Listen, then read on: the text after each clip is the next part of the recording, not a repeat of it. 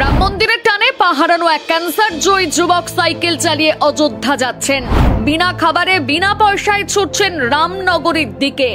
জোরে জোরে দিচ্ছেন জয় শ্রীরাম ধ্বনি। ভগবান রামের প্রতি যুবকের ভক্তি দেখে শিহরিত গোটা দুনিয়া। যুবকের গল্প শুনলে গায়ে কাঁটা দেবে আপনারও। হাতে গুনে গুনে মাত্র আর কটা দিন, তারপর রাজকীয় আয়োজনে উদ্বোধন হবে রাম মন্দির। গোটা বিশ্ববাসীর জন্য খুলে যাবে রাম মন্দিরের দুয়ার।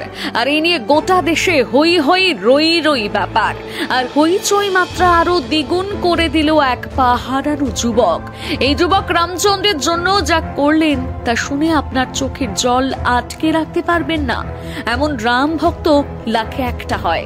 এই রাম ভক্তের রাম প্রীতি দেখলে আপনারা সবাই হয়তো এটাই বলবেন, ইচ্ছে থাকলে উপায় আসে, বাহানা তো ছুতো মাত্র। একদমই তাই। উত্তর 24 পরগনাবাসী এই তরুণ রাম ভক্ত এই নীতিবাক্য বাস্তবায়ন ঘটিয়েছেন।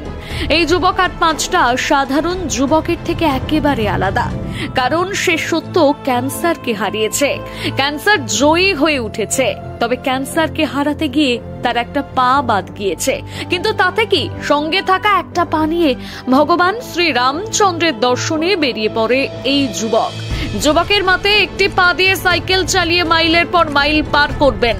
আসলে একেই বলে আসল লড়াই। এই লড়াকু যোদ্ধার নাম সৌমিক গোলদার। পা নেই তো কি হয়েছে, বেঁচে থাকার লড়াইয়ে কিভাবে দৌড়তে হয় তা দেখিয়ে দিয়েছে এই যোদ্ধা। বছর 22-এর এই তরুণ গোবরডাঙ্গা কলেজের ছাত্র। মাত্র 22 বছর বয়সে তিনি তার ডান পা হারিয়েছেন। যেখানে এই বয়সের ছেলেরা ফুটবল খেলে বেড়ায়, ক্রিকেট খেলে বেড়ায়, সেইখানে এই তরুণ তার আসল সম্পদ পাটাই হারিয়ে ফেলেছেন। 2020 সালের আগে অবধি আর সাধারণ 5টা ছেলের মতোই সে জীবন যাপন করত, কিন্তু 2020 সালটি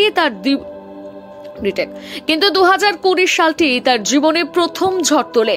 সেই বছর প্রথম ডান পায়ে তার টিউমার ধরা পড়ে। ভেলোরে চিকিৎসা করানো হলে তিনি সুস্থ হয়ে যান। তারপর থেকে এই তরুণ স্বাভাবিকভাবে হাঁটা চলা করলেও মাঝে মধ্যে একটু অসুবিধে হতো। কিন্তু গত বছর ঘটে একটা ভয়ানক দুর্ঘটনা। এই দুর্ঘটনায় পুরো জীবন তছনছ হয়ে যায় সৌমিকের। স্কুটার নিয়ে দুর্ঘটনার কবলে পড়ে পায়ে স্টিলের পাত বসাতে হয়। আর ধীরে ধীরে স্টিলের পাত থেকে সংক্রমণ ছড়াতে শুরু করে পুরো পায়ে, এবং সেই সংক্রমণই ক্যান্সারে পরিণত হয়। ভেলোরে আবার চিকিৎসা করাতে নিয়ে গেলে ডাক্তাররা হাত তুলে দেয়, সাফ জানিয়ে দেন পা বাদ দেওয়া ছাড়া আর কোনো উপায় নেই। অগত্যা শেষ পর্যন্ত হাঁটুর নিচ থেকে পা বাদ দিতে হয়। এদিকে এত কিছুর পরেও থেমে থাকেনি সৌমিক। রাম ভক্ত সৌমিকের দীর্ঘকালের ইচ্ছে রাম মন্দির দর্শন করবেন নিজের চোখে। ছোট থেকেই ভগবান শ্রী রামচন্দ্রের প্রতি তার একটা আলাদাই টান। তাই একটি পা না থাকা সত্ত্বেও নিজের স্বপ্নকে মরে যেতে দেননি, বরং এক পায়ের ওপর নিজের ছোটবেলার স্বপ্নকে চাপিয়ে দিয়ে অযোধ্যার উদ্দেশ্যে বেরিয়ে পড়েছেন। সঙ্গী কেবল একটা সাইকেল। আর সৌমিত্রর এই স্বপ্ন পূরণের সঙ্গ দিচ্ছেন তার বাবা মা এবং বন্ধু রাকেশ। প্রতিনিয়ত তাকে একটু একটু করে এগিয়ে দিয়েছে তার ইচ্ছে পূরণের দিকে। এই ইচ্ছে পূরণের জন্য কয়েকদিন আগে ব্যাগপত্র গুছিয়ে নিয়ে বন্ধু রাকেশকে সঙ্গে নিয়ে রওনা দিয়েছে অযোধ্যার উদ্দেশ্যে। পথে পথে ধেয়ে আসছে অনেক বিপদ। সাইকেল চালাতে পা ব্যথা হয়ে যাচ্ছে, পায়ের রগ ফুলে যাচ্ছে, কিন্তু তা সত্ত্বেও সাইকেলের প্যাডেল থামেনি তার।